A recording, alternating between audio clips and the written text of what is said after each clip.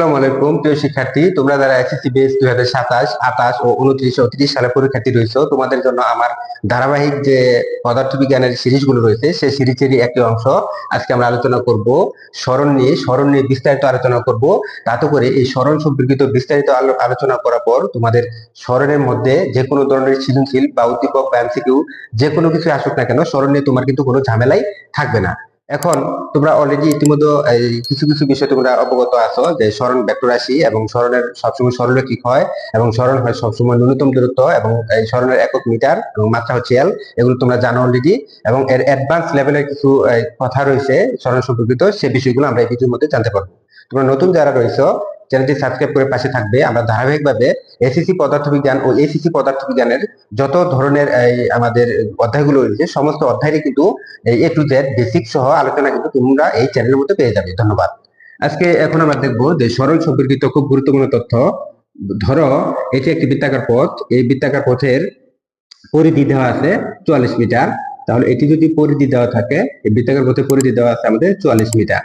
এখন প্রশ্নের মধ্যে বলে দিল যে 44 মিটার পরিধি বিশিষ্ট একটি বৃত্তকে এক ব্যক্তি আড়াই পাক ঘুরে আসলো, অর্থাৎ এরকম ভাবে আড়াই পাক ঘুরে আসলো। আড়াই পাক যদি ঘুরে আসে তাহলে ওই ব্যক্তিটির স্মরণ কত? তাহলে আমরা ধরলাম ব্যক্তিটি এই বিন্দু থেকে সে আড়াই পাক ঘুরে আসছে। তাহলে এই বিন্দু থেকে সে যদি যাত্রা শুরু করে আবার এইভাবে ঘুরে এই যে এক পাক দিল, এক পাক দেওয়ার জন্য আমাদের স্মরণের মান কিন্তু শূন্য হবে। এক পাক দেওয়ার জন্য স্মরণের মান শূন্য হবে। কেন শূন্য হবে? কারণ একটি পাক দেওয়ার পরে তার আদি বিন্দু ও শেষ বিন্দু কিন্তু একই জায়গাতে।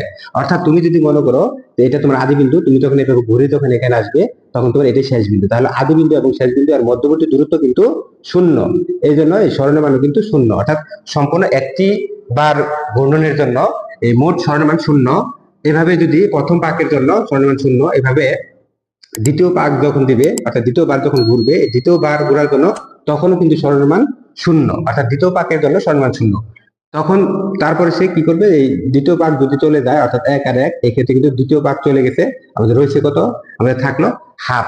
এই অর্থাৎ এই হাফ অর্ধেক পাক রয়েছে। তো অর্ধেক পাক যদি হয় তাহলে এখান থেকে সে যাত্রা আরম্ভ করে এইভাবে এইখান থেকে আসার পরে এই অর্ধেক কিন্তু সে এখানে কিন্তু আসবে, অর্থাৎ এখানে কিন্তু আসবে। এটা যদি বিবিন্দু হয় তাহলে অর্ধেক পাকের জন্য কিন্তু এইটা। তাহলে এর স্মরণ কত? এখন এইটা যেটা আসছে এটা তো সরলরৈখিক নয়, তাহলে এটা কিন্তু স্মরণ না, এটা কিন্তু দূরত্ব। এই জন্য স্মরণ কত? যদি স্মরণ বলে থাকে তাহলে স্মরণ হচ্ছে সে আগে কোথায় ছিল এবং পরে কোথায় গেল, এর মধ্যে একটি সরল রৈখিক দাগ। অর্থাৎ স্মরণের যেহেতু দিক আছে, স্মরণের দিক হচ্ছে আদি বিন্দু থেকে শেষ বিন্দু এর দিকে স্মরণের দিক, সুতরাং স্মরণ কিন্তু এইটা। তাহলে আমরা অবশ্যই দেখতে পাচ্ছি যে এটি হচ্ছে কিন্তু বৃত্তের এই বৃত্তের ব্যাস অর্থাৎ অর্ধবৃত্ত যেহেতু, তাহলে এটা হচ্ছে কি বৃত্তের ব্যাস। ঠিক অর্ধেক যেহেতু ঘুরে এসেছে, অর্ধেক ঘুরে এসে এটা হচ্ছে বৃত্তের ব্যাস। তাহলে এখন আমরা পরিধি থেকে কিন্তু ব্যাস বের করতে পারবো।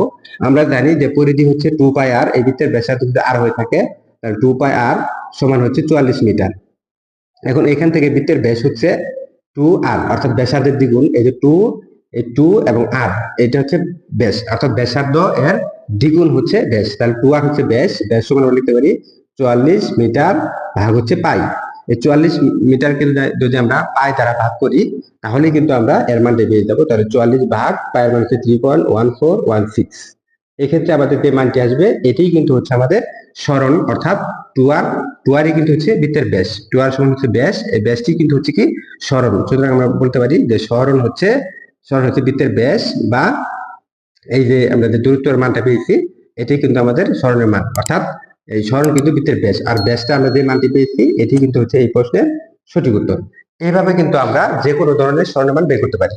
ঠিক একইভাবে এই প্রশ্নতে যদি বলা থাকে যে আড়াই পাক ঘুরে না আসে, সে ঘুরে আসলো কি 4 ভাগের 3 ভাগ ঘুরে আসলো, তখন কি হবে?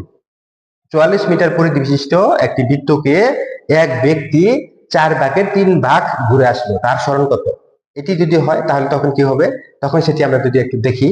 এটি একটি বৃত্ত, এই বৃত্তের পরিধি হচ্ছে আমাদের 44 মিটার। এই 44 মিটার পরিধিকে যদি সে এই আমাদের 4-এর 3 অংশ যদি, অর্থাৎ 4-এর 3 ভাগ যদি ঘুরে আসে, 4-এর 3 ভাগ, এটা হচ্ছে প্রথম ভাগ, এটা দ্বিতীয় ভাগ, এটা তৃতীয় ভাগ, এটা হচ্ছে চতুর্থ ভাগ।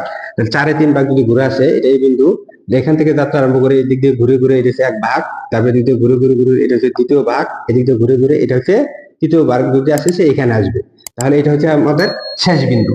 তাহলে এটি আদি বিন্দু এবং এটি হচ্ছে শেষ বিন্দু। তাহলে আমরা জানি যে এটা হচ্ছে তার দূরত্ব, এটা দূরত্ব, কিন্তু স্মরণ কত? স্মরণ কিন্তু হবে সরণ হবে আদি বিন্দু এবং শেষ বিন্দু আর মধ্যবর্তী যে দূরত্ব এটি হচ্ছে সরণের মান। অর্থাৎ আদি বিন্দু যদি এ হয় এবং শেষ বিন্দু যদি বি হয়, তাহলে আদি বিন্দু থেকে শেষ বিন্দুর দিকে একটা তীর চিহ্ন দিতে হবে, কারণ আমরা জানি সরণের মান হচ্ছে আদি বিন্দু থেকে শেষ বিন্দু এর দিকে হচ্ছে সরলরেখা মানে হচ্ছে তার সরণ।